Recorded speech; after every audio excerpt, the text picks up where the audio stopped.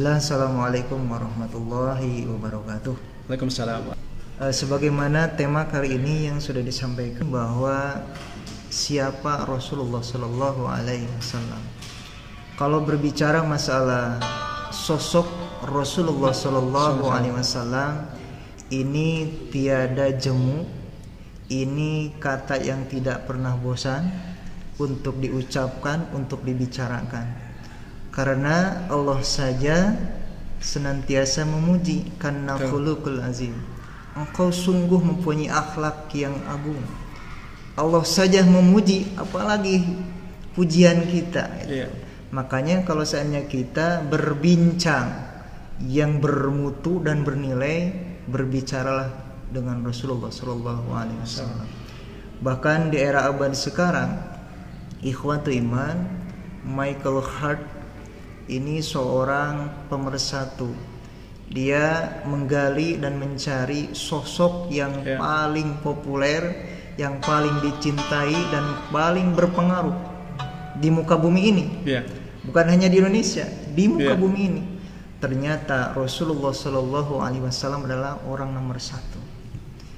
Ini kenapa? Rasulullah Sallallahu Alaihi Wasallam sangat dicintai umat.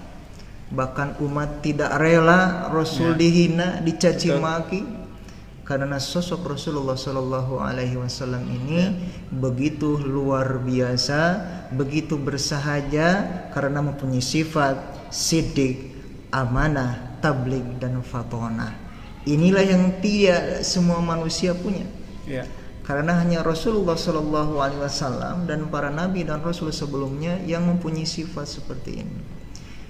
Sebelum kita melangkah, mungkin alangkah baiknya, karena untuk mengetahui satu sosok manusia, kita lihat dulu nasabnya. Betul. Karena kita bisa menjustifikasi seorang baik dan tidak, mungkin kita bisa melihat nasabnya. Rasul ini adalah, kita tahu bersama bahwa beliau adalah nasabnya sampai ke Nabi Ibrahim alaihissalam, bahkan sampai ke Nabi Adam alaihissalam. Tentunya bapak kita semua, tentunya kayak itu. Oleh karena itu, Muhammad bin Abdullah bin Abdul Muttalib bin Hasim bin Kinanah, dan kesananya adalah akan bertemu, karena pada dasarnya keturunan dari Siti Aminah dan Abdullah ini bertemu di Bani Kilab. Makanya satu keturunan, maka melahirkanlah sosok Rasulullah Sallallahu Alaihi Wasallam. Kenapa Siti Aminah terkenal sangat soleh, gitu ya. Sedangkan Abdullah ini sangat soleh, bahkan salah satu putra yang sangat dicintai oleh Abdul Muttalib, kakeknya Rasulullah Sallallahu Alaihi Wasallam. Selanjutnya, kalau kita melihat sosok Rasulullah Sallallahu Alaihi Wasallam, beliau kenapa dilahirkan di Mekah, tidak di Gria Winaya gitu ya. Karena pada dasarnya kalau kita melihat peta sejarah begitu luar biasa, Rasul ini dilahirkan di sebuah tempat jahiliyah tempatnya, karena tempat itu adalah sangat strategis sekali, Pak. Karena di sebelah untuk berdakwah. Karena di situ ada, di sebelah timur dan barat ada Persia dan Romawi. Persia ini adalah merupakan salah satu negara adidaya dulu, yang mempunyai pamor yang sangat luar biasa, karena negara ini adalah, Persia ini ahli perang. Sedangkan yang namanya Romawi yang kita kenal sekarang adalah Damaskus dan Palestina, tempatnya di sana, itu adalah sudah maju perekonomian dan pembangunannya.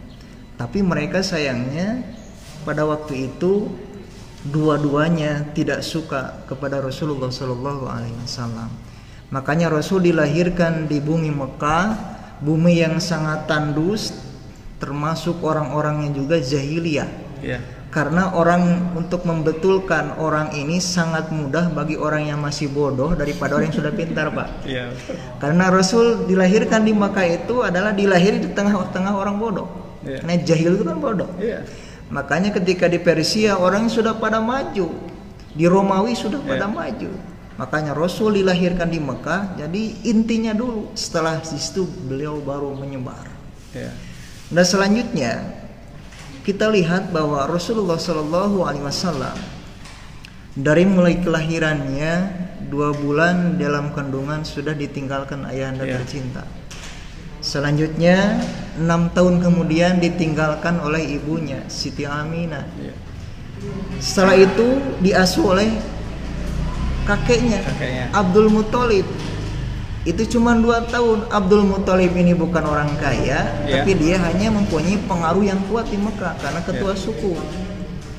Selanjutnya 2 tahun kemudian meninggallah Abdul Muthalib kakeknya, lalu diasuh oleh pamannya Abu Thalib. Abu Thalib ini orang miskin. Rasulullah Shallallahu Alaihi Wasallam waktu itu beliau hidup bersama pamannya Abu Thalib dalam keadaan miskin, bahkan beliau sendiri ingin makan itu cari sendiri, Pak. Subhanallah ya. Ini perjalanan manusia pilihan Allah dari mulai kecil sudah ditempa dengan berbagai ujian demi ujian dari mulai kecil. Makanya anak kita juga harus seperti itu. Ini sosok yang perlu jadi tauladan. Pantas ketika Rasulullah Shallallahu Alaihi Wasallam ini disebutkan bahwa dalam surat Al-Ahzab 21, laqad kana lakum fi Rasulillahi uswatun hasanah. Jadi Rasul dilahirkan ke muka bumi ini sebagai uswatun hasanah, suri tauladan bagi semua manusia, bukan hanya orang beriman. Nah inilah ketika Rasul beranjak, bahkan pamannya sendiri waktu itu sangat kasihan sekali kepada Rasulullah Sallallahu Alaihi Wasallam. Beliau berkata, "Ya Muhammad, kalau seandainya engkau merasa kesusahan hidup bersamaku," kata Abu Thalib, "silakan engkau mencari orang yang mampu bisa membahagiakanmu." Tapi Rasul apa jawabannya? "Aku senang denganmu paman karena engkau adalah lebih baik dari yang lain." Dipeluk Rasul dan hiduplah dengan Abu Thalib. Sampai di usia 9 tahun Rasul masih tetap mengembalakan kambing. Berapa upah yang diterima Rasulullah Shallallahu Alaihi Wasallam untuk menyambung hidup itu? Beliau cukup dengan 2 cauk. 2 cauk ini kalau sekarang adalah 2 kepal, Pak. Jadi untuk menghidupi 1 hari itu. Jadi Rasul juga bekerja dari mulai kecil. Makanya ketika umur 9 tahun dicobalah Rasul ikut berdagang dengan pamannya Abu Thalib ke Syam. Cuman di tengah perjalanan dikarenakan mungkin illa biiznillah, kecuali dengan izin Allah, bertemulah dengan pendeta Buhairah. Waktu itu pendeta sudah melihat irhas, ciri kenabian Rasulullah Shallallahu Alaihi Wasallam. Karena waktu itu pohon merunduk, awan terus menaungi Rasulullah Shallallahu Alaihi Wasallam. Bahkan dari Mekah awan itu, Rasul tidak pernah kepanasan. Makanya kata Buhairah, bawalah anak ini ke Mekah, karena anak ini kalau sampai di Syam akan terjadi pembunuhan, karena di sana sudah menunggu orang Yahudi dan Nasrani akan membunuh. Makanya pulang Rasul, selamat waktu itu. Dan ketika 12 tahun beliau juga masih ikut berdagang dengan pamannya Abu Thalib. Dan di sanalah Rasulullah Shallallahu Alaihi Wasallam membuktikan sosoknya yang amanah. Beliau sudah belajar menjajakan dagangannya calon istri tercinta, Siti Khadijah. Jadi Siti Khadijah ini adalah tipe wanita yang mengutarakan cinta, mungkin I love you kepada laki-laki. Kepada Rasul. Makanya kalau sekarang ada tipe wanita yang mengutarakan hati langsung pada laki-laki, nah jangan-jangan tipenya tipe Siti Khadijah ini. Bukan sesuatu tabu gitu atau dilarang, karena di zaman Rasulullah itu sudah dicontohkan. Nah, itu karena zaman Rasul ketika Siti Khadijah mengungkapkan isi hati karena sudah melihat Rasul ini adalah sosok yang jujur, amanah. Bahkan ketika beliau kembali berdagang, disampaikan hasil dagangnya, tidak satupun yang tertinggal, hitungannya, barangnya, hasilnya disampaikan kepada Siti Khadijah. Ini luar biasa, Pak.